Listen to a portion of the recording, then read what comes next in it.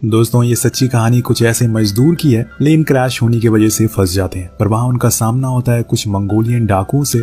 और सबसे खतरनाक चीज है यहाँ की गर्मी। क्या ये खुद को जिंदा रख पाएंगे? चलिए जानते हैं। कहानी शुरू होती है, यहाँ हम ईस्ट अमेरिकन ऑयल फील्ड के कुछ वर्कर को देखते हैं, जिनका काम है यहाँ से तेल निकालना। पर इन्हें गलत इन्फॉर्मेशन दी गई है, क्योंकि यहाँ पर कुछ ऐसा मौजूद ही नहीं है।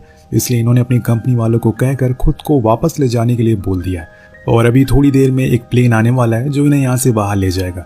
कुछ देर के बाद फाइनली इनका प्लेन यहाँ पर लैंड होता है, जिसका पायलट है फ्रैंक, जो कि एक माहिर पायलट है, और उसके साइड में उसका को पायलट जॉन, जो कि अभी नया पायलट बना हुआ है। लेकिन इन दोनों को ये नहीं पता कि आज इनकी कितनी बड़ी परीक्षा होने वाली है। अब ये परीक्षा क्या है, ये आपको कुछ ही देर में पता चलेगी।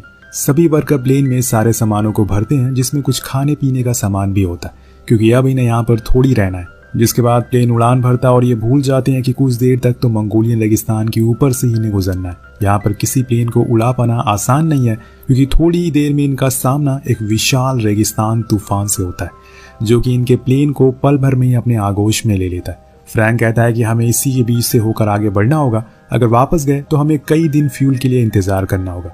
जॉन उसका ऑर्डर फॉलो करता है और फिर दोनों प्लेन की स्पीड को तेज कर देते हैं। लेकिन मिट्टी के कंकड़ प्लेन के इंजन में घुस जाते हैं, जिसके बाद वो काम करना बंद कर देता है। और अब इनके पास कोई ऑप्शन नहीं था, ये खुद के प्लेन को यहीं पर लैंड करा।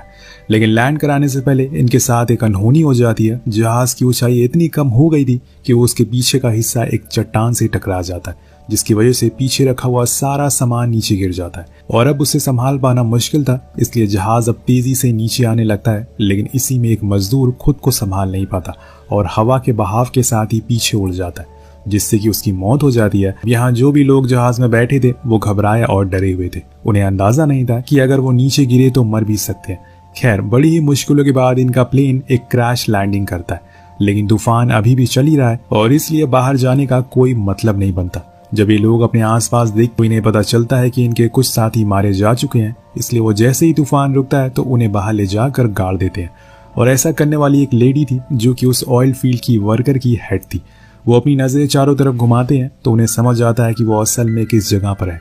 वहां पर कोई जानवर भी खुद को जिंदा नहीं रख सकता, और वो तो एक इंसान है जो कि शहर में रह रहे हैं। ऐसी झुलसा देने वाली गर्मी में कैसे वो जिंदा रह पाएंगे। तभी एक आदमी फ्रैंक बताता है कि हमारे पास तकरीबन 20 से ज्यादा दिनों का खाना और पानी है, लेकिन यहाँ इतनी ज्यादा गर्मी है कि वो भी खराब हो जाएगा। इसलिए हमें सबसे पहले तो अपने खाने को प्लेन के अंदर सही से रखना होगा। सभी उसकी बात से हामी भरते हैं और फिर एक एक करके सभी चीजों को अंदर रख देते हैं। तभी एक वर्कर कहता है कि मैं यहाँ से चलकर बाहर निकल सकता हूँ, और यहाँ से 200 मील की दूरी पर चाइना का बॉर्डर है। अगर मैं वहां तक पहुंच गया तो मैं बच सकता हूँ।